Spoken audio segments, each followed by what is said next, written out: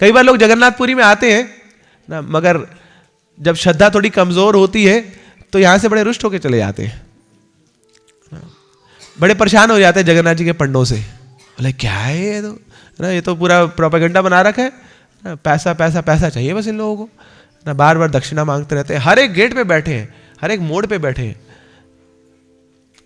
तो कई बार हमारी श्रद्धा बड़ी, क्योंकि बड़ी कोमल श्रद्धा है, तो उस पर वार हो जाता है कि क्या है ये तो ये धर्म का संस्थान है, मगर यहाँ पे ये क्या चल रहा है, समझ नहीं आती।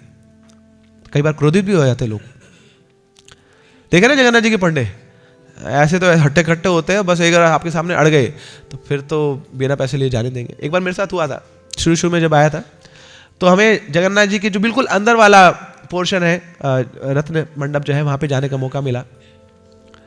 तो वहाँ पे अंदर हम प्रदक्षिणा कर रहे थे, तो बिल्कुल काला है, बिल्कुल पत्थर भी बिल्कुल काला है, सब कुछ काला है, बिल्कुल हल्की सी लाइट कहीं लगी होती है, वो भी दिए वगैरह से।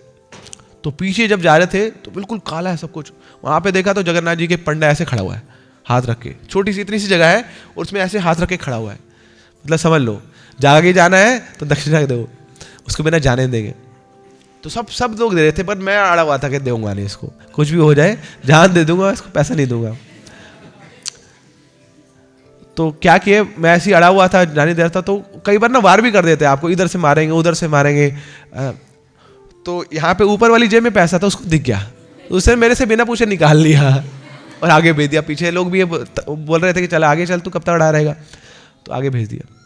तो बाद में जाके मैं डिस्कस कर रहा था भक्तों से, तो थोड़ा सा अहंकार पे चोट भी लगी थी कि भैया ये क्या तरीका हुआ, अंदर से निकाल लिया आपने।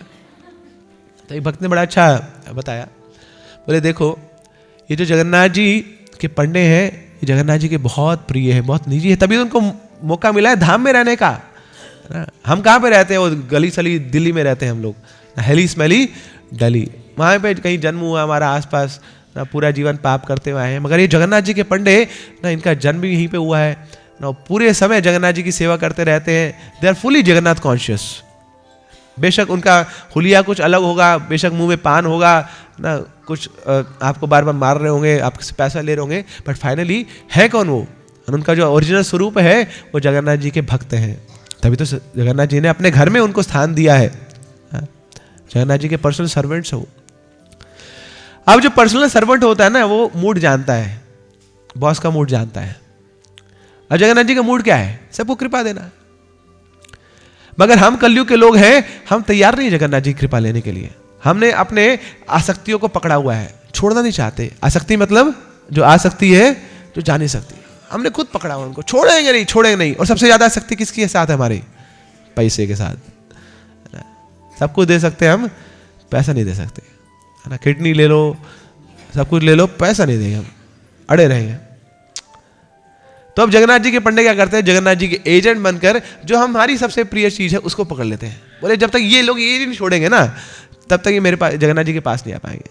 तो इसलिए क्या करते हैं, बार बार हमारे पैसों के ऊपर वार करते हो। बोले ये तो वो भी क्या करेंगे, जगन्नाथ जी सेवा में लगा देंगे ना, अपने पालन, अपने परिवार के पोषण में लगाएंगे। पूरा परिवार भी क्या कर रहा है, जगन्नाथ जी की सेवा कर रहा है।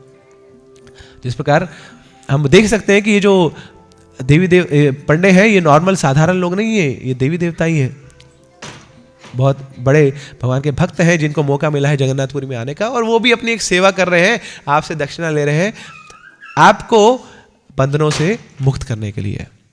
हरे कृष्णा कृष्ण कृष्ण हरे हरे, हरे रामा राम राम हरे हरे।